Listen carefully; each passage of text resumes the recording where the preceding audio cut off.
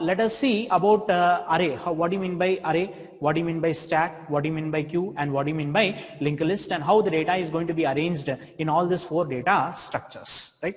So now let us enter into this linear data structures, right? So linear data structure, the first linear data structure is going to be an array, where an array is a collection of similar elements stored in adjacent memory locations. Adjacent memory location means it is what linearly the data is going to be arranged, right? So if you consider an array of size as 6, then 6 blocks of memory will be allocated. In each and every block, the element value has been stored, and each and every element of an array is represented with array index starts from 0 and ends at 5, right? So some memory is going to be allocated. If it is 32-bit machine, 2 bytes of memory will be allocated. 6 into 2, 12 bytes of memory is going to be allocated. If it is 64-bit machine, and 4 bytes of memory will be allocated. 6 into 4, 24 bytes of memory is going to be allocated for this particular array. And there is one problem in this array. The problem that we have in this array is, when you want to insert some element into the array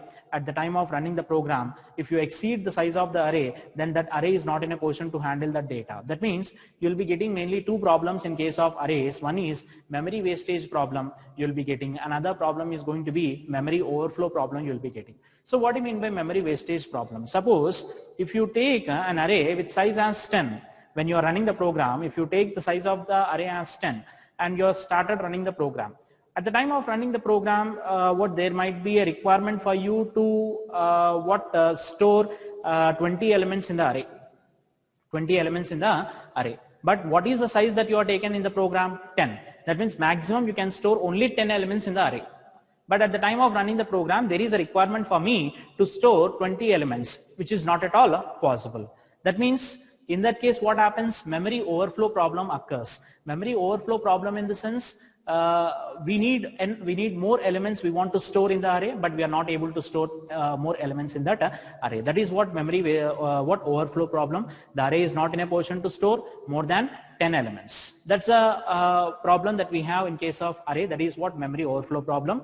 And we can also say that an array is a static data structure. Static data structure in the sense, it is going to be a static. Once the memory is going to be allocated for array, it cannot be changed. It cannot be changed, right? If it is 10, the size of the array is 10 means it will be 10 at the time of executing the program, right? It doesn't changes. It doesn't changes, right? This is what memory overflow. And coming to this memory wastage problem. If you take the size of the array as 100, then at the time of running the program, you are storing only 10 elements in that array. Out of 100 blocks, you are using only 10 blocks.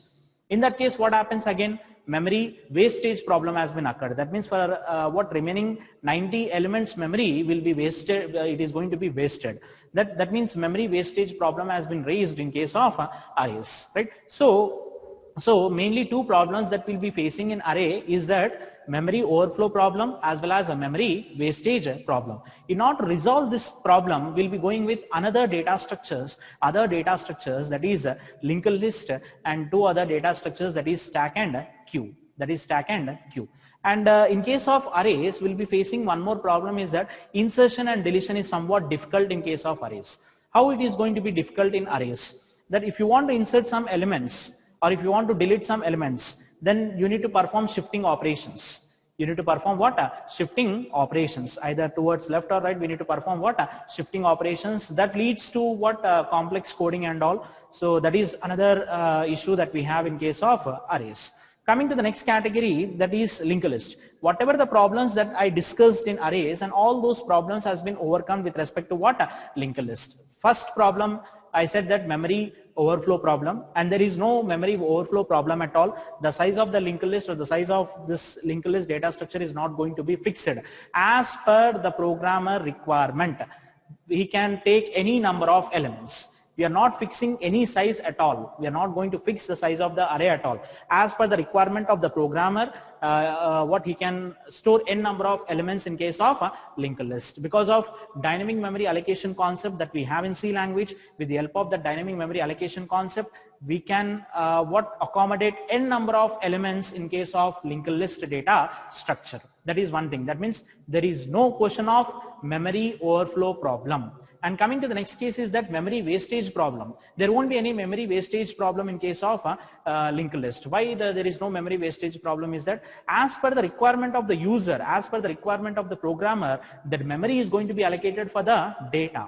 That means before executing the program, the memory we are not going to decide. At the time of running the program, based on the input given by the programmer, the memory is going to be allocated for that, allocated in that data structure. That means there is no concept of memory wastage problem in case of linked list. And at the same time, the insertion and deletion can be done effectively in case of linked list. Effectively in case of linked list, whereas in case of arrays, some coding we need to write, we need to perform some shifting and all, and in case of linked list, such type of things are not required. Physical deletion is also possible in case of linked list, whereas in case of arrays, we'll be performing shifting. I will be discussing with you at the time of implementing what this linked list program, how physical deletion is not performed in linked list and how it is not performed in arrays, right? So this is the main thing that we have, the differences that we have when compared to your arrays with respect to what linked list, right? To the next category is that non-linear data structures. In case of non-linear data structure, the data is going to be distributed randomly, as I said.